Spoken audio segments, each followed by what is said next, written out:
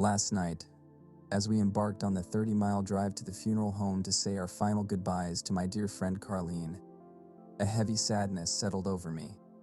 Memories of our times together flooded my mind, mingling with a cascade of regrets. I couldn't help but think about the missed opportunities, the what-ifs and should-haves that now seemed to overshadow everything else. As the miles passed, my heart grew heavier with every thought of Carlene. I felt a deep sense of sorrow and self-pity, wishing with every fiber of my being that I had one more chance to see her, to tell her how much she meant to me. Why had I waited so long? Why hadn't I rushed to her side when I had the chance?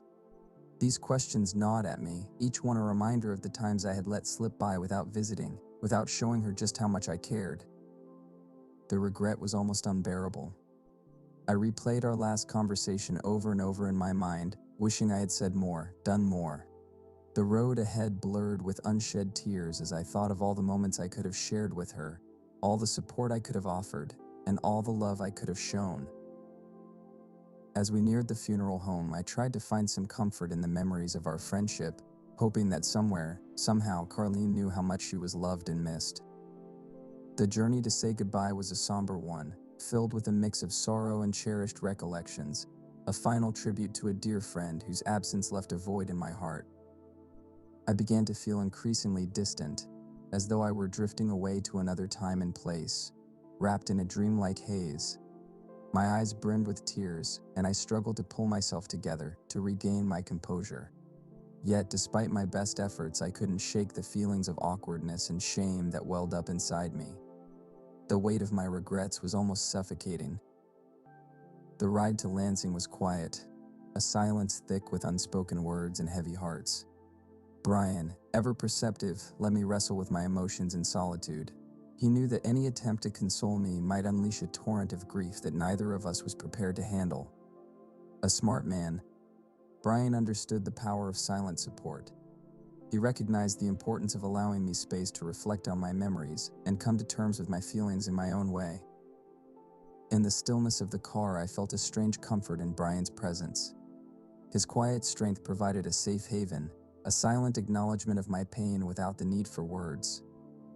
It was a subtle, yet profound, form of support, one that let me know he was there for me, ready to offer a shoulder to lean on whenever I needed it. As the landscape outside blurred past, I found myself lost in the thoughts of Carlene. I remembered her laughter, her warmth, and the countless moments we shared.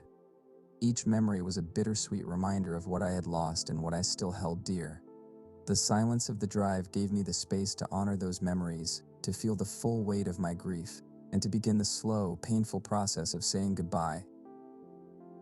I hoped and prayed that Carlene, wherever she was, would somehow remember how much I truly loved her. Yet doubt began to creep in, and I started questioning the depth of our friendship. What kind of friend neglects to stay in contact with their closest childhood companion? The guilt weighed heavily on me, as I thought about everything I had missed and lost in our relationship, simply by not knowing her as a wife and mother. Years had slipped by as we got caught up in the busyness of life, each of us preoccupied with raising our families. We never found the time to enjoy each other's families, to truly reconnect. There were a few sporadic lunches and phone calls, attempts to bridge the gap that time had created. We always promised to make more time for each other, yet somehow we never did. When we finally arrived at the funeral home, my stomach was in knots. I wondered if her husband would recognize me, or if he would be so overcome with grief that he wouldn't know what to say. What could I possibly say to him? Would her daughters remember me? Would they be angry at me for not being there more often? My mind raced with these questions and more as we walked up to the building. As we stepped onto the sidewalk, my eyes fell upon a beautiful garden bed. At that moment, I saw something that took my breath away, a God wink from Carlene. It was as if God was answering my needs even before I could ask, offering a sign of reassurance and comfort. The garden seemed to whisper that Carlene knew how much I cared for her, despite the years and the distance. It was a small but powerful reminder that we often find the answers we seek in unexpected places, and that sometimes, all we need to do is open our hearts to see them. As I took a deep breath and prepared to face the somber gathering inside, I felt a strange sense of peace, knowing that Carlene's spirit was with me, and that in some way she understood everything I wished I had said. I halted abruptly, my eyes wide with disbelief, and motioned for Brian to come closer. "You have to see this," I murmured, my voice tinged with awe. We both stood there, stunned.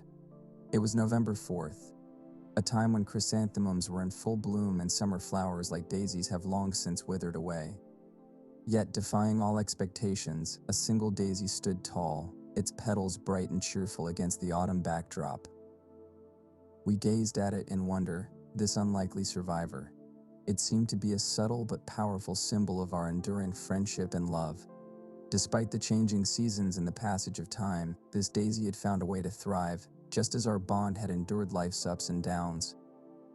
The sight of it filled us with a sense of warmth and hope, a gentle reminder that even in the most unexpected moments, beauty and resilience can bloom. Carlene was my oldest friend. We met back in kindergarten in 1966. It was an era of newfound freedom and revolutionary ideas, but it was also a time of underlying tension. Many American parents, having lived through the horrors of World War II, were now gripped by the fear of the Cold War and the specter of communism.